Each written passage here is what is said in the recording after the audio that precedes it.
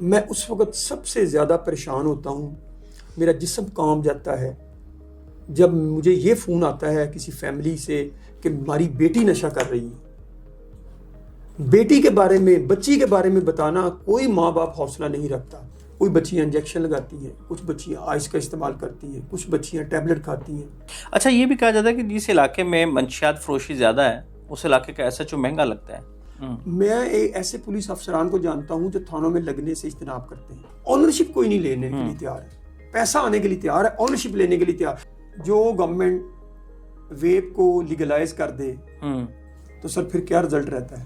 ای piping same وہی جو بچے استعمال کرتے ہیں، وہ بچے کلاس روم میں جاتے ہیں، اس کے رنگ بناتے ہیں، کبھی دل بنا کے کمپٹیشن کرتے ہیں۔ ٹیچر تو ہماری مڈل کلاس اسکولوں میں میٹرک پاس ہوتی ہے، اس کو کیا پتا میڈم یہ تو پین ہے، ایک بچہ نسوار کی پوڑی لے آتا ہے اور سب کو وہ بانٹتا ہے، بچے نسوار کھاتے ہیں، کوئی ٹیچر پوچھنے والا نہیں۔ کوئی بھی غیرت مند شخص اپنی بیوی کو لے کے پارٹیوں میں نہیں جاتا۔ وجہ کیا؟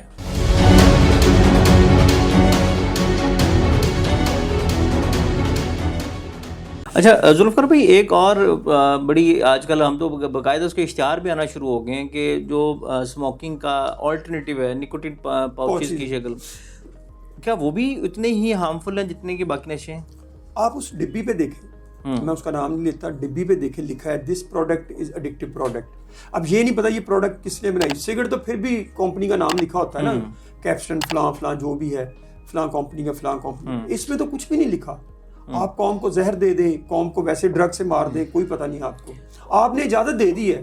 سر جو گورنمنٹ ویپ کو لیگلائز کر دے تو سر پھر کیا رزلٹ رہتا ہے؟ آپ مجھے یہ بتائیں کیا رزلٹ رہتا ہے؟ ای پائپنگ سیم وہی جو بچے استعمال کرتے ہیں، اس کی قیمت 650-700 روپے کی ہے، بچے وہ افورڈ کرتے ہیں۔ چھوٹے جو مڈل کلاس کے ایریاز ہیں، وہ بچے کلاس روم میں جاتے ہیں، اس کے رنگ بناتے ہیں، کبھی دل بنا کے کمپٹیشن کرتے ہیں۔ ٹیچر پوچھتی ہے، ٹیچر تو ہماری مڈل کلاس اسکولوں میں میٹرک پاس ہوتی ہے، اس کو کیا پتا میڈم یہ تو پین ہے ایک، تو ٹیچر وہ پین سمجھ کے چھوڑ دیتی ہے، لیکن بچے جناب وہ استعمال کرتے ہیں۔ ہمارے لاہور کی جہاں ہماری پٹھان کمیونٹی رہتی ہے، شروع سے رہنے والے ہیں مختلف علاقوں میں، بند روڈ، شفیق آباد، یہ جی ٹی روڈ کے اوپر، بند روڈ کے مختلف ایریا، وہاں کے اسکولوں میں آپ جا کے اسٹڈی کریں جو ہم نے کی ہے۔ ایک بچہ نسوار کی پوڑی لے آتا ہے اور سب کو وہ بانٹتا ہے، بچے نسوار کھاتے ہیں، کوئی ٹیچر پوچھنے والا نہیں۔ اگر ذوالفقار بھائی لاہور کے ہم ہاٹ اسپاٹ ایریاز کی بات کریں تو کون کون سے ایریاز ایسے ہیں جہاں پہ نشے کا استعمال جو گھاٹ سمجھے جاتے ہیں نشے کے؟ یہ بھی ہم نے ہی ہاٹ اسپاٹ کو ڈیفینیشن کو ہائی لائٹ کیا، جس طرح A class and B class drug کی ڈیفینیشن کو ہائی لائٹ کیا۔ لاہور میں اس وقت 30-35 ہاٹ اسپاٹ ہیں، 120 مقامات سے بھی اب زیادہ ہیں کچھ، کیونکہ ہم نے گریو یارڈ کو شامل نہیں کیا ہوا تھا بیچ میں۔ گریو یارڈ میں بھی بہت سی جو ایک اچھی خاصی تعداد ہے۔ ابھی پولیس نے بھی اس پہ ہوم ورک کیا تھا، جو ہمارے ایریاز تھے اس پہ اور اضافہ کیا۔ لاہور میں اس وقت جو ہے لکشمی چوک کا ایریا جو ہے، داتا دربار، علی پارک، اس کے بعد یہ مسلم ٹاؤن موڑ ہے، کانا ہے، کانا سے آگے 2-3 مختلف گاؤں ہے، یہ ملتان روڈ کے ایریا، سبزہ زار ہے، ملتان بند روڈ کا ایریا ہے، لاری اڈا ہے، مستی گیٹ ہے، اس کے بعد پھر بادامی باغ کا ایریا ہے، شاد باغ کا ایریا ہے، جی ٹی روڈ کے اوپر آپ چلے جائیں، سلامت پورہ، بھگوان پورہ، اس کے بعد پھر یہ مغل پورہ، لال پل، فتح گڑھ، اس سے آگے آ جائیں دھرم پورہ۔ یہ وہ سارے ایریاز ہیں جہاں یہ ہاٹ اسپاٹ ہے۔ ہاٹ اسپاٹ ہم اس کو کہتے ہیں جہاں کوئی 30-40 کے قریب مرد ہیں اور 5-6-10 خواتین بھی شامل ہوتی ہیں، اور یہ ہاٹ اسپاٹ ایریا جو ہیں یہ اسی طرح برقرار ہیں۔ اور بعض جو چھوٹے ایریاز ہیں جہاں 10-12 ایڈکٹ ہوتے ہیں اور ان کو ہر چیز آسانی کے ساتھ وہاں مل جاتی ہے۔ اچھا، یہ ہاٹ اسپاٹ بھی تو وہ اس میں بھی پھر 2 کلاسیں آ جاتی ہیں نا، کہ بھی ایک تو ایلیٹ کلاس ہے ان کے ہاٹ اسپاٹ، تو وہ میں نا لاہور کو 2 حصوں میں تقسیم کرتا ہوں۔ نہر سے اس والا ایریا جو اپر کلاس کے ہیں وہ گھروں کے اندر کرتے ہیں، فارم ہاؤسز میں کرتے ہیں، وہ باہر نہیں کرتے۔ جو غریب غربا، مڈل کلاس، پور کلاس، جو گھر والے نکال دیتے ہیں بچوں کو کہ اب تمہارا ہمارے ساتھ کوئی گزارا نہیں ہے، تم نے نشہ چھوڑنا نہیں ہے، وہ سڑکوں پہ آ جاتے ہیں، وہ سڑک کے اوپر بیٹھ کے نشہ کرتا ہے۔ اور اس وقت رفلی جو تعداد ہے وہ تقریباً 7,000 ہزار کے قریب ہے، جو ہمارے پاس اعداد و شمار ہے، جو ریسرچ کرتے رہتے ہیں، جو سڑکوں پہ ہیں۔ ان میں اموات ہوتی ہیں تقریباً 60-70 افراد مہینے کے مرتے ہیں مختلف 60-70 افراد مہینے کے اوور ڈوز ہونے کی وجہ سے۔ اوور ڈوز हाइजीनिक कंडीशन, खुराक ना मिलना, नशा ना मिलना, ओवरडोज जिसको ज्यादा नशा, और नशा ना भी मिले तब भी बंदा एक्सपायर हो जाता है। अच्छा, हम देखते हैं कि मेट्रो पुल के नीचे यानी कि सैकड़ों की तादाद में, बल्कि हज़ारों की तादाद में आपको मिल जाते हैं अगर आप इसको पूरा ट्रैक को फॉलो करें, तो इनको पकड़ने वाला कोई नहीं है? सर पकड़ के कहाँ, पुलिस कहाँ लेके जाए मुझे ये बताएं। क्या पुलिस के पास कोई ट्रीटमेंट सेंटर है? पुलिस के पास कोई, आप देखें हमारी बदकिस्मती ये है कि हम जो अदारों ने काम करना है अपनी अपनी डोमेन में नहीं काम करते। अब हम हेल्थ वाला काम पुलिस को कहते हैं, चलो जी पुलिस ही पकड़े, पुलिस ही सारा कुछ करे।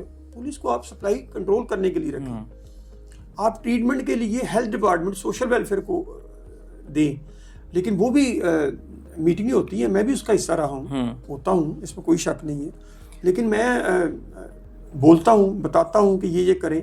बहुत सी चीज़ों पे अमल हुआ है हमारी चीज़ों पे, लेकिन वो जो एक प्रैक्टिकल चीज़ है सामने आने वाली वो नहीं है। अच्छा, ये भी कहा जाता है कि जिस इलाके में मंशियात फरोशी ज़्यादा है उस इलाके का SHO महंगा लगता है। अब ये देखिए, जो खासकर बड़े एरियाज है ना, बड़े एरिया, SHO लगना ही एक किसी ना किसी जगह पे एक सबसे बड़ी बाद। SHO की अपनी डिमांड होती है, मैं इस एरिया में लगूं, बाद SHO लगना ही नहीं चाहते। मैं ऐसे पुलिस अफसर, लाहौर में भी थाने बिकते हैं। सर मैं इसका मुझे आइडिया नहीं है। मैं ऐसे पुलिस अफसरान को जानता हूँ जो थानों में लगने से इज्तनाब करते हैं।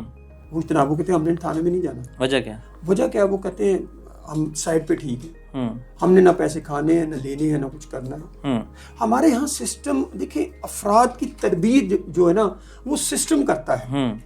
आप कानून क्या है? कानून एक डर और खौफ का नाम है। कानून डर और खौफ का नाम है ना। जब डर और खौफ ही निकल जाता है तो फिर क्या करेंगे? अब देखिए, डंडे से काम तो नहीं ना होना। बिल्कुल। को IG साहब आ जाए डंडा चला लें, या ANF के सरबराह डंडा, किस तरह? उन्होंने भी जुबान से कहना है, ऑर्डर से कहना है। उसके बाद IG साहब से नीचे जो हैं DIG साहब आना है, एडिशनल IG साहब, उन्होंने भी अपने ऑर्डर से बात करनी है। डंडा किसी सूरत में नहीं चल सकता। रियलाइजेशन, ऑनरशिप की बात है। ऑनरशिप कोई नहीं लेने के लिए तैयार है, पैसा आने के लिए तैयार है, ऑनरशिप लेने के लिए तैयार। जब आप ऑनरशिप लेंगे तब इस मसले को हल किया जा सकता है। अच्छा, एक आम आदमी कहते हैं कि अगर इस सप्लाई चेन को पकड़ना कोई मुश्किल काम नहीं है, कि अगर आप एक बंदे को पकड़ते हैं जो एक पुल के नीचे बैठा नशा कर रहा है, आप उसको पकड़ते हैं और वो उसको कहते हैं कि जी कहाँ से तुमने सप्लाई ली, वो बंदा मैं पकड़वा, उसको पकड़ते हैं तुमने सप्लाई कहाँ से ली, तो इस तरह से पूरा उस गैंग को पकड़ा जा सकता है। तो फिर भी इदारे क्यों कामयाब नहीं होते? मैं बताऊँ आपको, बहुत सी अंदर की बातें हैं जो की नहीं जा सकती, की भी जा सकती हैं, लेकिन आप ये देखें आप अदारों को देते क्या है। आप अदारों को, मैं तो कई बार वज़ीर आला साहबान को कह चुका हूँ, पहले वज़ीर आला मरियम साहबा से पहले, उससे पहले, उससे पहले, उससे पहले यही लोग थे, और कौन थे? क्या वो मेरे काम को नहीं जानते? लोग, अदारे नहीं जानते? सर जी, आप एक पुल ना बनाएं, एक सड़क ना बनाएं, एक रोड ना बनाएं, एक गली ना बनाएं, MPA को पैसे कम कर दें, MNA को, सर कोई हॉस्पिटल बना लें, कोई अदारों को मजबूत करें, पुलिस को पैसे दें। देखिए, आप पैसे दें, ANF को पैसे दें, पुलिस को दें, गैर सरकारी इदारों को दें। 100 में से 50 खा भी लेंगे, 50 फिर भी लगेगा। एक सिस्टम स्टार्ट होगा। ये बदकिस्मती से महसूस है, हमारे सिस्टम ही नहीं स्टार्ट हो सका। 1.5 करोड़ की आबादी का ये शहर है, इसमें कितने मंशियात बहाली के सेंटर हैं? इसमें जो गवर्नमेंट के हैं तकरीबन 6 हैं। कौन से? और उसमें तकरीबन 150 के करीब बेड हैं बस। 6 हॉस्पिटल्स में 1.5 करोड़ की आबादी पे सिर्फ 150 रिहैब का सिस्टम मौजूद है, वो 150 अफराद का है। और उसमें भी जो सबसे बड़ा जो सिस्टम है वो मेंटल हेल्थ इंस्टीट्यूट में 100 बेड का है। उसकी भी आज की मेरे मोबाइल में डाटा। अच्छा, उसमें मेंटल हेल्थ आ गया ना, डिप्रेशन भी आ गया, एंजाइटी भी आ गया। वो अलग एक हॉस्पिटल बना हुआ है। 2013-12 में एक प्रोजेक्ट था smoke drug free city Lahore, उसके तहत वो बना था। ठीक है, वो 100 बेड का है, लेकिन आप वहाँ देख ले, आज ही जाके वहाँ 60-70 पेशेंट होंगे, आधे फिल होते हैं, आधे नहीं होते। ठीक है। और उसके बाद न्यू हॉस्पिटल में 10 बेड है। उसके बाद आ जाए आप गंगाराम में सर्विस हॉस्पिटल, जनरल हॉस्पिटल, जिन्हें 7-7 बेड है। आप उसका डाटा, मेरे पास तो रोजाना डाटा आता है। ये तो रूटीन के जनरल हॉस्पिटल्स हो गए ना? नहीं, ड्रग्स के मुख्तस किए हुए हैं, लेकिन डिपार्टमेंट नहीं, साइकाइट्री एंड एडिक्शन दोनों इकट्ठे होते हैं। अच्छा। लेकिन वो 7 बेड में भी एक मरीज दाखिल होता है, 6 खाली होते हैं। वजह क्या? वजह क्या? आप काम करने के लिए तैयार ही नहीं, आपके पास प्लानिंग ही नहीं है, आपके पास पैसा ही नहीं है। क्या, कहाँ से आपने एक हॉस्पिटल स्टैब्लिश करना है? बेसिकली ट्रीटमेंट के लिए ये एक सब जेल होती है। ये ऐसे नहीं है कि ट्रीटमेंट, ये वो बीमारी नहीं है कि जो आम रूटीन से है। सर आप वहाँ सिक्योरिटी गार्ड नहीं है, आपकी दवाइयाँ नहीं है, डॉक्टर नहीं है, کس طرح وہ پیشنٹ داخل ہوگی. میں اس لیے تو کہتا ہوں کہ آپ کام کا آغاز کریں. آپ نے 1984 سے شروع کیا اور ہم 2024 میں بیٹھے ہیں, تقریباً 40 سال کا یہ عرصہ بنتا ہے. ڈفرینٹ وزرائے اعلیٰ کے ساتھ آپ نے کام کیا, تو آپ کو کیا لگا کہ کس حکومت نے سب سے زیادہ کام کیا ڈرگ پریونشن میں؟ سر جی, ساروں کے اندر ڈر اور خوف ہے اس مافیا کے ہاتھ ڈالنے سے. دیکھیں دنیا کی ہر چیز بلیک ہو سکتا, وہ کیا کہتے ہیں, ختم ہو سکتی ہے. بجلی کی لوڈ شیڈنگ ہوگی, پانی نہیں ملے گا, آٹا نہیں ملے گا, چینی نہیں ملے, گھی نہیں ملے گا, لیکن ڈرگز ملیں گے, ڈرگز ملے گی آپ کو. سپلائی اس کی شارٹ نہیں ہوگی کبھی بھی. بظاہر چیزیں بڑی اچھی لگتی ہیں, کام کہنا, آرڈر کرنا اچھا لگتا ہے, آرڈر پہ عمل درآمد جس نے کرنا ہے اس سے جا کے آپ پوچھیں. آپ پولیس والے کے جو میں ڈیڈ باڈیوں کو ذکر کیا ہے, آپ بلیو کریں کہ ایک بندہ جس علاقے میں یہ ریکور ہوتا ہے نا ڈرگ ایڈکٹس, تو جو ASI نا اس کے ہاتھ پاؤں پھولے ہوتے ہیں, واقعی ہاتھ پاؤں پھولے ہوتے ہیں. اس لیے وہ کیا کرے گا, اپنی جیب سے پیسے ڈالے گا, وہ کہاں اس کا کفن دفن کا ارینج کرے گا, کہاں کس طرح لے کے جائے گا. سر یہ چیزیں ہم نے ساری نوٹ کرنی. تو اس کا کیا طریقہ کار کیا ہوتا ہے کہ جو ایک آپ کو نامعلوم لاش مل جاتی ہے جو ڈرگ ایڈکٹ کی ہے, اوور ڈوز سے مر گیا ہے, یا ہمارا جو طریقہ کار ہے, ہم پولیس اسٹیشن سے ڈیٹا اکٹھا کرتے ہیں. نہیں اس کا میں اس کے بعد میں آتا ہوں. وہ کوالٹیٹیو اور کوانٹیٹیو ڈیٹا ہاسپٹل سے اکٹھا کرتے ہیں. ہماری جو ٹیم انفارمیشن ہمیں ملتی ہے عیدی کے ساتھ پھر ڈیڈ ہاؤس سے ہم لیتے ہیں. جو ایک بندہ مر جاتا ہے سڑک پہ, اس کی ویریفیکیشن نادرا کے ذریعے ہوتی ہے. پہلے اس کا نا ٹری مل جائے کوئی فیملی کے ساتھ کہ کیا اس کی فیملی کون سی ہے. اگر وہ نہیں ملتا, کیونکہ وہاں سے باڈی جب آپ اٹھاتے ہیں ڈائریکٹ آپ ڈیڈ ہاؤس بھیج دیتے ہیں. اب ڈیڈ ہاؤس میں جو زیادہ سے زیادہ 12 دن 10 دن رہے گی, اسی دوران وہ جو انویسٹیگیشن آفیسر ہے IO ہے, وہ اس کی تفتیش کرے گا, وہ چیک کرے گا آیا اس کو کسی نے مارا تو نہیں ہے, کسی نے اس کو کوئی ایسا قتل تو نہیں کیا, یہ اپنی طبی موت مرا ہے. وہ چیزیں ساری مکمل کرنے کے بعد پھر اس کی انویسٹیگیشن مکمل ہوتی ہے. پھر وہ پرمیشن لیتا ہے کورٹ سے, لینے کے بعد ساری چیزیں کرنے کے بعد پھر وہ جب 15-20 دن میں کوئی نہیں ملتا, اس کو دفنا دیا جاتا ہے. اب اس میں یہاں بھی بعض مخیر حضرات ہیں جو کفن دے دیتے ہیں, عیدی والے گاڑی پرووائڈ کر دیتے ہیں, اور وہ اس کو دفنا دیا جاتا ہے. آپ بلیو کریں روزانہ 10-12 لاشیں دفنائی جاتی ہیں, ہفتے میں 2-3 دن. تو اگر یہ کام حکومت کے ذمہ حکومت کرے, اپنی آنرشپ لے, تو میں سمجھتا ہوں یہ اموات ہی نہ ہو, یہ مرے کوئی نہ. جب آپ نے آنرشپ نہیں لینی, اب میں آپ کے پروگرام کی وجہ سے ہماری جو بہن مریم وزیر اعلیٰ مریم صاحبہ پنجاب کی وزیر اعلیٰ بنی ہیں, وہ خاتون ہیں. آپ بلیو کریں ہم مردوں کے کیا, ہم نے خواتین کا ایک ہاسپٹل نہیں پورے پنجاب میں بنایا. بچے انڈر 18-18 سال سے کم اور بچوں کی تعداد بہت زیادہ ہے, ان کو نہیں داخلہ ملتا. دورانیہ داخلے کا جو پیریڈ ہے وہ بڑھائیں, وہ 2-15 دن کر کے مریض کو ہاسپٹل سے نکال دیتے ہیں. سر کم از کم اس کا دورانیہ 3-4-5 ویک رکھیں, کاؤنسلنگ کے پروگرام شروع کریں, اسکل ڈیولپمنٹ کے پروگرام شروع کریں, خواتین کا ہاسپٹل بنائیں, ڈرگ ایڈکٹس کا, بچوں کا بنائیں. اچھا, نوجوانوں میں اگر ہم بات کریں, ہم نے یہ بات کر لی کہ بھی نشہ پھیل رہا ہے, اور یہ ایک اسٹیبلش چیز ہے کہ نوجوان نسل میں نشے کی جو لت ہے وہ دن بدن بڑھتی جا رہی ہے.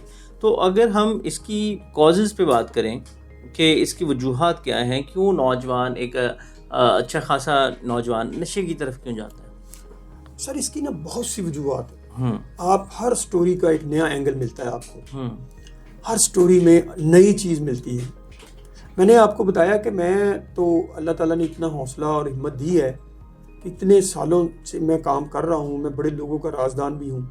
میں اپنی پریشانیاں بھول کے نا لوگوں کی پریشانیوں کو اڈاپٹ کر لیتا ہوں, اور مجھے اس وقت تک سکون نہیں ملتا. ہماری ایک ہیلپ لائن ہے جس پہ لوگ فون کرتے ہیں, جی ہمارا بچہ ہے, ہم نے فلاں جگہ پہ داخل کروایا تھا علاج کے لیے, 2 بار 3 بار, ہمارے پاس پیسے نہیں ہیں, آپ ہماری مدد کیا کریں. میں کہتا ہوں ہم حاضر ہیں. وہ جب اس کی سٹوری سنی جاتی ہے, مسعود صاحب میں اس وقت سب سے زیادہ پریشان ہوتا ہوں, میرا جسم کانپ جاتا ہے جب مجھے یہ فون آتا ہے کسی فیملی سے کہ ہماری بیٹی نشہ کر رہی ہے.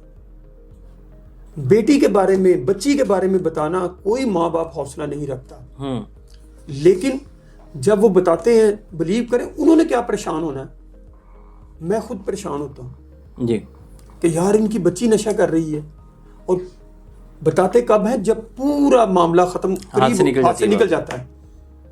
کوئی بچیاں انجیکشن لگاتی ہیں, کچھ بچیاں آئس کا استعمال کرتی ہیں, کچھ بچیاں ٹیبلٹ کھاتی ہیں, ان کے بوائے فرینڈ ہیں. میں نے پہلے کہا تھا کوئی بھی غیرت مند شخص اپنی بیوی کو لے کے پارٹیوں میں نہیں جاتا. وجہ کیا؟ وجہ کیا ہے؟